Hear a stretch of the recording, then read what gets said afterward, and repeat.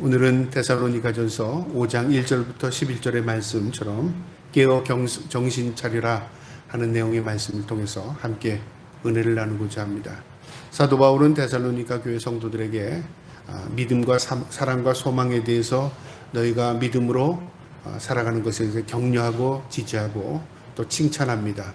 그리고 이 데살로니가 교회 교인들이 흔들리지 않도록 너희가 믿음 위에서 소망 가지고 주님의 다시 오심을 바라보라고 합니다. 이 데살로니가 교회의 그 당시의 상황은요, 이 그리스도인들이 모여서 예배하고 공동체를 이루고 살아갈 때 이 세상에 믿지 않는 사람들이 굉장히 쾌락적으로 살고 그 다음에 어떤 의미와 목적을 두고 살지 못합니다. 그러니까 믿는 사람들이 세상을 바라볼 때 꼭 주님이 오실 것 같은 그런 분위기를 느낀 겁니다. 마태복음 24장에 주님이 이 땅에 다시 오실 때의 징조를 말씀해 주셨습니다. 전쟁, 난리, 소문, 그 다음에 세상이 사랑이 식어지고 여러 가지 징조들이 나타나는데 아마 그런 징조들이 데살로니가 교회 성도들에게 있었던 것 같아요. 오늘날 우리의 믿는 성도들도요, 세상을 바라보면 꼭 주님이 오실 것 같이 느껴질 때가 있습니다. 만약에 내일 주님이 오신다 그래도 하나 이상하지 않을 것 같은 생각이 들어요. 전쟁도 있죠. 지금도 전쟁이 지속되고 있습니다. 또 이상기후로 인해서 폭염이 이 서유럽 쪽에서는 아주 극도의 폭염이 지속됩니다. 빙하가 녹아져서요, 해수면이 올라가고 있습니다. 그런가 하면 또 재난도 많고요, 자연재해도 많고 기근도 일어나서 곡물이 제대로 자라지 못합니다. 그러니까 이 마태복음 24장에 나오는 그 징조들이 오늘날도 그대로 있습니다. 그래서 그 당시 성도들이 주님이 오신다면 언제 올까 그거에 대해서 굉장히 궁금했던 것 같아요. 그래서 사도 바울이 오늘 이 말씀의 후반부에 너희가 염려할 것은 그게 아니라 그 말이죠. 오늘날도 그런 징조가 그대로 나타나고 있는데요. 제가 지난주에 우편물을 하나 받았습니다.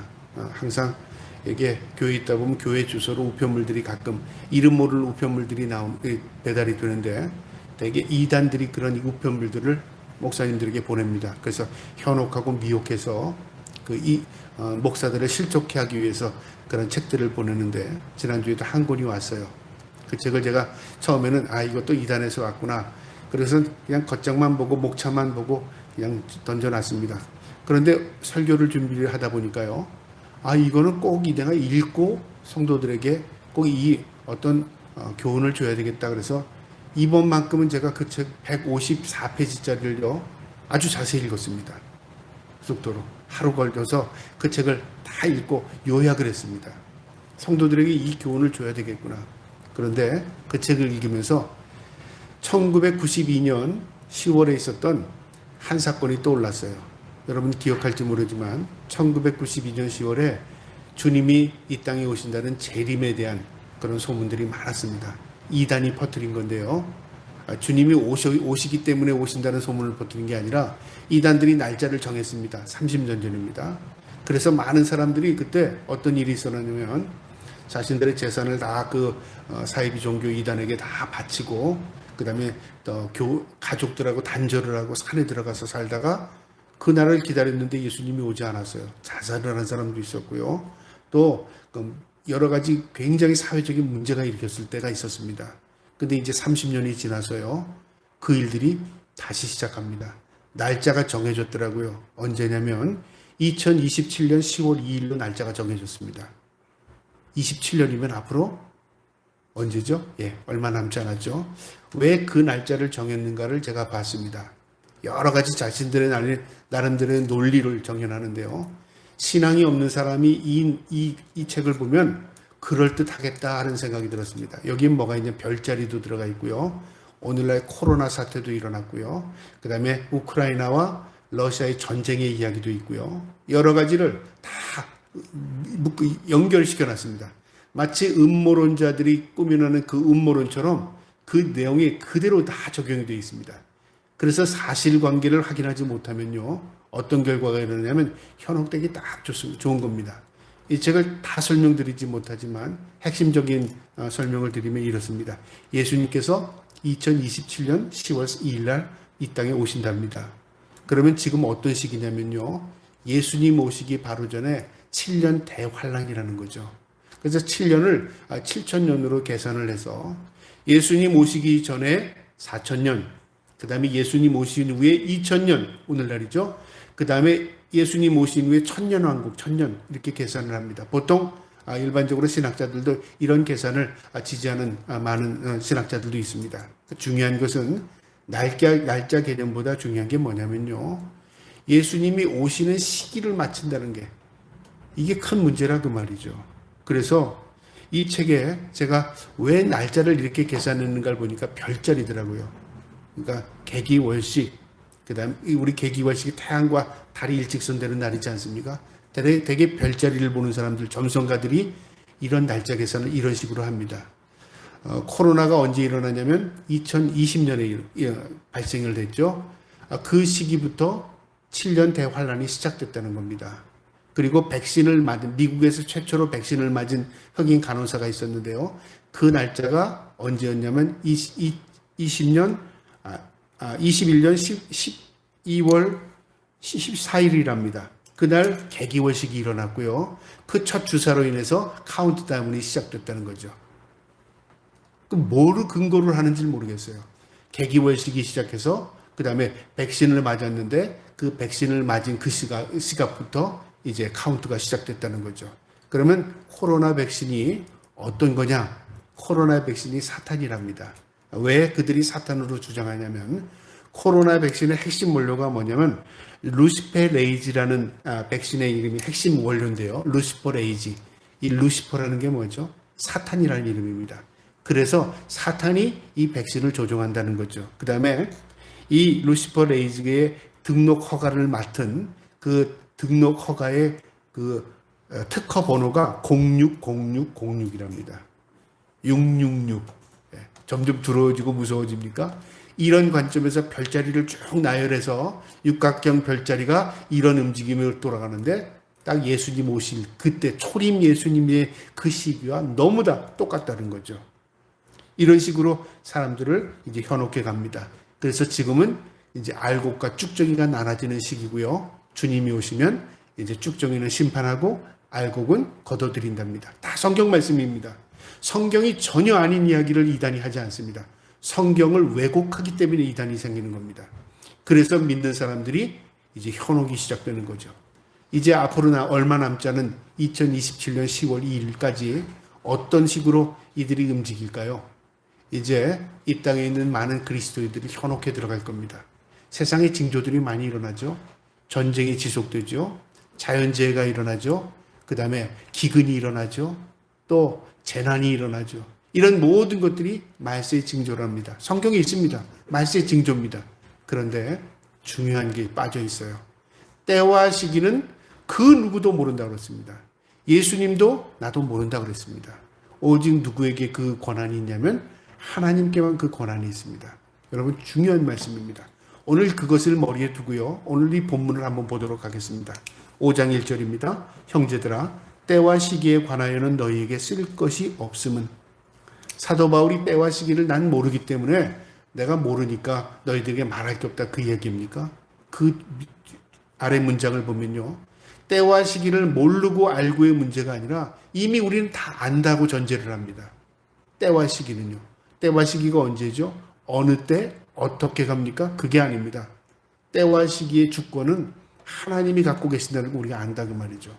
여러분 만약에 우리 개개인이 내가 하나님이라면 그냥 그렇게 생각해 보는 겁니다. 어떤 사람이 저 사람이 어떻게 할 거야? 내 마음을 다 읽어요. 그러면 우리 마음에 어떻게 할까요? 그 사람이 읽어주는 대로 우리 움직입니까? 저 사람이 저런 행동을 할 거야. 그럼 우리가 그 사람이 얘기하는 대로 우리가 행동을 할까요? 그렇지 않습니다. 만약에 하나님이 어떤 인생에 대해서 계획하고 결정하시고 운행하시는데 인간들이 피조물이 하나님이 이렇게 하실 거야 라고 말했다면 하나님은 어떻게 하실 거예요? 네가 지금 나를 조종하느냐? 네가 지금 알고나 그 얘기를 하는 거냐? 그렇게 하나님 보시지 않겠어요? 때와 시기를 우리 인간이요 말할 수 없는 것일 뿐만 아니라 하나님이 계획하시고 결정하는 결정권이라고 말이죠. 만약에 하나님이 우리를 더 구원하시려고 한다면 연장할 겁니다. 그게 맞잖아요. 우리를 이제 심판의 때가 왔다면 때로는 앞당길 수도 있어요. 이건 인간의 편에서 생각하는 겁니다. 어쨌든 중요한 건 하나님이 그 주권을 갖고 계시다 그 말이죠. 우리는 말할 바가 아니라 그 말이죠. 말해도 죄고 말할 수도 없거니와 우리가 감히 하나님과 동등한 입장에서 하나님이 이렇군 저렇군 말할 수 있는 게 없다 그 말이죠. 사도 바울이 그 말입니다. 그러면서 이제 두 분류로 나누는데요. 2절에 주의 날이 밤에 도둑같이 이를 줄을 너희 자신이 자세히 알기 때문이라. 주의 날이 예수님의 재림이 심판이 도둑같이 임한답니다. 이 말의 의미를 아시죠? 도둑이 언제 올까요? 잠들었을 때 옵니다. 도둑은 남의 물건을 도둑질하기 때문에요. 사람이 모를 때 움직입니다. 이 주님의 심판이 도둑같이 임한다는 건 뭐냐면요. 누구도 알지 못할 때 심판이 임한다 그 말이죠. 두려운 마음이 여기까지 들죠.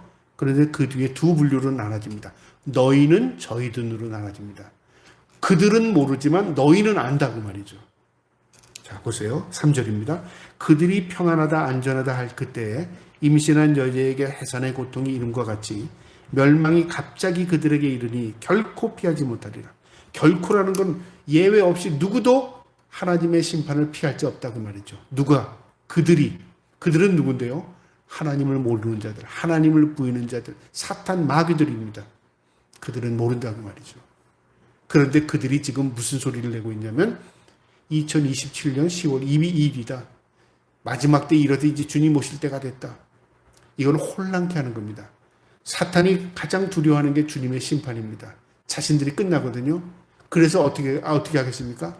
심판이 다가올수록 그들은 발버둥을 치는 겁니다. 더 혼란스럽게 만들어서 하나님의 백성들을 혼란케 만드는 겁니다. 그래서 앞으로 어떤 징조들이 많이 일어나겠습니까? 세상의 마지막이 되면 될수록요 혼란스러운 사건들이 많이 일어날 겁니다. 그들은 모른답니다. 구원받지 못하기 때문에. 자 4절입니다. 우리입니다. 형제들아 너희는 어둠에 있지 아니하며 그날이 도둑같이 너희에게 임하지 못하리니. 구별을 분명히 했죠. 그들은 도둑같이 임합니다. 누구도 결단코 그 피하지 못합니다. 우리는 도둑같이 임하지 않는답니다.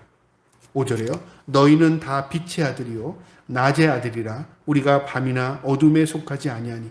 빛의 아들 낮의 아들은 뭐냐면 눈으로 시각적으로 볼 수 있다 그 의미잖아요. 활이 드러난다 그 말이죠. 주님이 오실 때 우리에게 활이 드러내 준답니다. 무엇으로 드러내 줄까요? 눈으로요? 여러분 그 생각해 봐야 됩니다. 우리가 하나님 앞에 택함 받은 백성이고 구원받을 백성이라면요. 주님이 오실 때가 되면 정신이 듭니다. 어떻게 들을까요? 아, 내가 이렇게 살면 안 되는데. 내가 이렇게 나태하면 안 되는데. 그리고 뭔가가 깨달음이 온다 그 말이죠. 그 깨달음을 누가 주실까요? 하나님이 주십니다. 그래서 열처녀의 비유면 마태복음 25장이요. 다 잠들어 있었습니다. 처녀가 다 잠들어 있는데 5 처녀가 깨어서 기름을 준비합니다. 그리고 신랑을 맞을 준비해요. 5 처녀는 기름이 다 떨어지지를 모르는 거예요. 내가 무엇을 준비해야 할지를 모르는 사람이 있고 내가 분명히 신랑을 맞이할 준비해야 될 것이 무엇인가 알게 된다 그 말이죠. 이게 징조입니다. 그러니까 자고 좋을 때는 다 똑같은 것 같죠. 주님이 이 땅에 이제 오실 때가 되면요. 성도들의 영혼이 깨어납니다. 그리고 세상은 점점 혼탁해집니다. 그런 현상이 일어납니다. 우리는 빛의 아들이요 낮의 아들이랍니다. 6절에요. 그러므로 우리는 다른 이들과 같이 자지 말고 오직 깨어 정신을 차릴지니라. 자지 말라니까 육체적으로 자지 말라는 의미가 아닙니다. 영적인 의미입니다. 영적으로 나태하지 말라. 영적으로 타락하지 말라. 영적으로 사탄의 미혹에 넘어가지 말라 그 말입니다. 정신 바짝 차리고 너희 믿음 지키며 살아라 그 말입니다. 7절에 자는 자들은 밤에 취하고 취하는 자들은 밤에 취하되 우리는 낮에 속하였으니 정신을 차리고 믿음과 사랑과 호심경을 붙이고 구원의 소망의 투구를 쓰자. 믿음, 사랑, 소망입니다. 무엇에 대한 믿음이요? 하나님의 말씀에 대한 믿음, 사랑. 우리가 마음에 사랑을 붙여 하나님께서 우리를 사랑한 것처럼 우리도 주님에 따라 빛과 소금으로 사랑하며 섬기며 살라 그 말이죠. 그 다음에 구원의 소망, 제일 위에 있는 거죠. 하나님을 향한 소망을 버리지 말고 늘 하나님께 소망을 두고 살아가라 그 말이죠. 그래서 성도는 믿음, 사랑, 소망이라는 게 우리가 구원받을 백성의 특징입니다. 소망이 하나님께 있습니다. 하나님의 말씀을 믿고 삽니다. 하나님의 실체를 믿습니다. 그 다음에 하나님께서 나를 사랑하신다. 내가 하나님 사랑한다.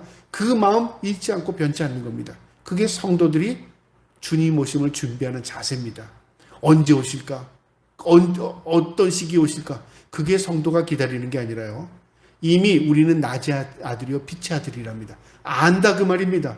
오게 될 때 주님이 오실 때 우린 깨닫게 된다 그 말이죠. 그럼 뭘 준비할까요? 신부가 기름을 준비했듯이 믿음, 사랑, 소망으로 준비하는 삶을 산 겁니다. 9절에요. 하나님이 우리를 세우심은 노하심에 이르게 하심이 아니요 오직 우리 주 예수 그리스도로 말미암아 구원을 받게 하리심이라. 우리를 세운다. 우리를 구별한다. 우리를 택한 이유는 바로 그 말입니다. 우리를 어떻게 하려고요? 우리를 구별한 이유는 구원받게 하기 위해서. 그래서 구원받은 백성, 빛의 아들, 낮의 아들들의 특징은 무엇입니까? 바로 주님이 언제 오시든 우리가 믿음 지키며 살고요. 사랑하며 살고 주님을 사랑하며 살고 그 다음에 소망을 하나님께 두고 사는 사람들, 이런 사람들이 바로 하나님을 맞을 준비하는 겁니다. 날짜가 중요한 게 아니라 그 말이죠. 날짜를 안 들고 우리가 어떻게 하겠어요? 두려움만 갖고 사는 거죠. 이것은 멸망의 자식들의 모습입니다. 그래서 주님이 오시기 전에는요, 사람들은 점점 두려움에 휩싸게 되고 점점 하나님을 잊으려고 노력합니다. 그리고 점점 세상으로 들어가 타락의 모습을 보입니다. 그 가운데 그리스도인 하나님의 택함 받은 백성들은 그 안에서도 구별된 삶을 살고 있다 그 말입니다. 10절에 예수께서 우리를 위하여 죽으사 우리로 하여금 깨어있든지 자든지 자기와 함께 살게 하려 하셨느니라. 어떤 상황에서도 하나님께서 우리와 함께 하시고 우리와 함께 살기 위해서 천국을 준비하고 계십니다. 그래서 우리는 하나님께서 구원받은 백성은요, 그게 두려운 게 아닙니다. 무엇이 진정으로 두렵냐면 내가 세상에 물들어가는 것이 두려운 겁니다. 내가 세상에 속해서 세상 사람들처럼 생각하고 살아가는 것, 그게 두려운 겁니다. 가장 우리가 담대하게 살 수 있는 것은요, 하나님의 말씀을 붙들고 사는 겁니다. 하나님을 신뢰하고 사는 것입니다. 그게 가장 담대한 사람의 모습입니다. 11절 마지막 말씀입니다. 그러므로 피차 권면하고, 무엇을 권면하라고요? 하나님의 말씀을 권면하고 위로하고 지지해주고 격려하고 세워주라 그 말입니다. 서로 덕을 세우기를 너희가 하는 것 같이 하라. 이 데살로니가 교회가 사랑으로 서로 섬긴 것처럼 너희가 서로에게 덕을 세워라 그 말이죠. 세상은 주님이 오시기 전에 타락하고 악해지고요, 하나님의 백성들은 주님이 오시기 전에 더 선해지고 덕을 세우고 더 섬길 줄 알게 됩니다. 이게 징조입니다. 오늘 이 말씀에서 우리에게 주는 교훈이 있는데요, 깨어 정신을 차리라, 이 말씀의 의미입니다. 깨어 정신을 차리라, 이 말씀은 주님이 다시 오심을 알고요, 성결하고 거룩한 삶을 사는 것입니다. 여러분, 우리가 주님을 맞을 때 무엇으로 맞을까요? 내가 내 모습 이대로 주님을 맞이합니다. 그러면 내 모습이 정결해지고 거룩해져야 되는 거죠. 그것이 구별하는 겁니다. 주님의 구별된 백성이 주님을 맞이합니다. 에베소서 6장 11절 말씀에요, 마귀의 관계를 능히 대적하기 위하여 하나님의 전신갑주를 입으라 그렇게 말합니다. 마귀의 괴계, 꼬임에 넘어가지 않기 위해서 우리가 전신갑주, 로마굴의 이 옷을 전투복을 입듯이 전신갑주를 입으랍니다. 왜요? 사탄이 우리를 공격하기 때문에 그렇습니다. 그래서 영적인 군사답게 살아라 그 말이고요. 또 에베소서 6장 14절 17절에는요, 진리의 띠, 의의 호심경, 평안의 복음의 신, 믿음의 방패, 구원의 투구, 성령의 검, 곧 하나님의 말씀이라. 말씀으로 무장하고 그 다음에 군병같이, 그리고 용기 있게 소망을 가지고 하나님께 바라보면서 우리가 믿음을 사는 겁니다. 이게 마지막에 깨어있는 성도들의 모습입니다. 우리가 거룩한 것은 구별되었다고 말씀드렸죠. 구별되는 건 무엇으로 구별되는가? 하나님의 백성으로서의 구별입니다. 저와 여러분이 깨어서 하나님의 구별된 백성으로 주님 오심을 준비할 수 있기를 주님의 이름으로 축복합니다. 그 다음에 깨어 정신 차리라는 말은요, 하나님의 말씀에 순종하고 충성하며 살라는 겁니다. 우리에게 주신 것은 말씀입니다. 이 말씀이 곧 하나님이십니다. 이 말씀이 육신이 되어 이 땅에 오신 분이 예수 그리스도입니다. 우리가 예수를 믿는 것은 바로 말씀을 믿는다 그 말이죠. 우리의 예수 그리스도의 기초 위에 선다, 이 말이 말씀으로 내 삶의 기초를 세운다 그 말입니다. 우리는 이 기본적인 것을 잊고 살면요, 우리의 믿음이 흔들립니다. 내가 예수를 믿었는데 왜 이래? 예수를 안 믿었기 때문에 그런 겁니다. 그러면 그 사람이 왜 흔들리는가? 말씀을 붙들지 않았기 때문에 흔든 겁니다. 그러니까 예수를 믿는다. 내가 말씀을 붙든다. 말씀에 실천하며 산다. 말씀을 내가 최고의 권위로 인정하며 산다. 그 말입니다. 마태복음 24장 14절에요. 달란트의 비유가 나오죠. 주인이 타국에 갔습니다. 그 종들에게 각각 그들의 달란트를 맡겼습니다. 5달란트, 2달란트, 1달란트. 그것을 주님이 다시 돌아오셔서요, 그것을 묻습니다. 남긴 자는 칭찬을 받습니다. 그러나 게으른 자, 남기지 못하고 게으른 자는 쫓겨나게 됩니다. 책망을 받습니다. 우리가 이 땅에서요, 남긴다는 게 뭐냐면 어떤 장사를 해서 이익을 남긴다 그 말이 아닙니다. 내 삶을 드린다 그 말입니다. 내가 하나님 앞에 남기는 달란트가 되어야 합니다. 저와 여러분이 그 마음으로 믿음으로 준비할 수 있기를 축복합니다. 그 다음에 깨어 정신을 차린다. 이 말은요, 믿음으로 열매를 맺는다 그 말입니다. 열매는 요한복음 15장 말씀에 내가 어떤 열매를 맺어서 하나님께 드리는 게 사실 아니라 붙어 있으면 열매가 나타납니다. 예수 그리스도에게 접붙어 있으면 참 포도나무의 진액으로 인해서 내 마른 막대기 같은 실체가 하나도 연약 없는 이런 부족한 저에게도 열매가 나타난다 그 말이죠. 이 열매는 세상 사람들이 추구하는 열매가 아닙니다. 어떤 열매냐면 성령의 열매. 사랑, 희락, 자비, 오래 참음, 양성, 충성, 온유, 절제. 내가 믿음을 통해서 내 주위에 있는 사람들이 덕을 입어요. 내가 예수를 믿음을 통해서 내 이웃들에게 나도 저 사람처럼 예수 믿고 싶다. 그런 마음을 전달합니다. 내가 예수를 믿음을 통해서 하나님의 영광이 드러나는 겁니다. 그런데 우리는 거꾸로 생각하죠. 내가 예수를 믿어서 내가 영광을 받고, 내가 예수를 믿어서 내가 복을 받고, 내가 예수를 믿어서 내가 잘되고, 중심은 뭐냐면요, 나입니다. 그것은 예수를 믿는 게 아닙니다. 예수를 믿는다는 것은 하나님의 말씀을 내 마음의 중심으로 모시고 그 말씀을 실천하며 사는 것입니다. 저와 여러분이 깨어 정신 차리고 하나님의 말씀을 돌아가서 하나님의 말씀을 붙들고 살기를, 그리하여 좋은 열매를 맺을 수 있는 저와 여러분 되기를 주님의 이름으로 축복합니다. 베드로 후서 3장 9절에요. 주의 약속은 어떤 이들에게 더디다고 생각하는 것 같이 더딘 것이 아니라 오직 주께서는 너희를 대하여 오래 참으사 아무도 멸망하지 아니하고 다 회개하기에 이르기를 원하노라. 우리가 다 회개하고 구원받기를 하나님 원하십니다. 우리가 주님을 만나고 주님을 찾고 또 주님 오심을 준비할 수 있는 믿음의 삶을 살기를 축복합니다. 마지막으로 깨어 정신을 차리라. 이 말은요, 주님의 은혜가 있음을 믿고 인내함으로 기다리라 그 말입니다. 여러분, 기다리는 게 예 없이 누구도 쉬운 일이 아닙니다. 우리를 구원하기 위해서 하나님이 기다려 주셨습니다. 우리를 구원하기 위해서 예수님께서 고난당하셨고 우리를 다시 돌아올 수 있도록 기다려 주셨어요. 우리가 기다린 게 아니라 하나님이 우리를 구원하기 위해서 기다렸어요. 그래서 성령의 열매는 참는 겁니다. 기다리는 겁니다. 기다릴지 모르는 사람은요, 진짜 은혜를 깨닫지 못합니다. 그래서 가장 좋은 것일수록, 가장 우리가 은혜를 누리는 것일수록 때로는 기다리게 하십니다. 때로는 우리의 육체의 연약함으로 고통 가운데 있지만 하나님께서 참고 인내하고 견디게 하시는 기다림 통해서 우리를 성화시키고 우리를 놀라운 축복의 인물로 만들어 가십니다. 모든 것이 기다림입니다. 여러분, 하나님이 우리에게 잘하는 걸 좋아하실까요? 우리가 참고 인내하고 기다리는 걸 좋아하실까요?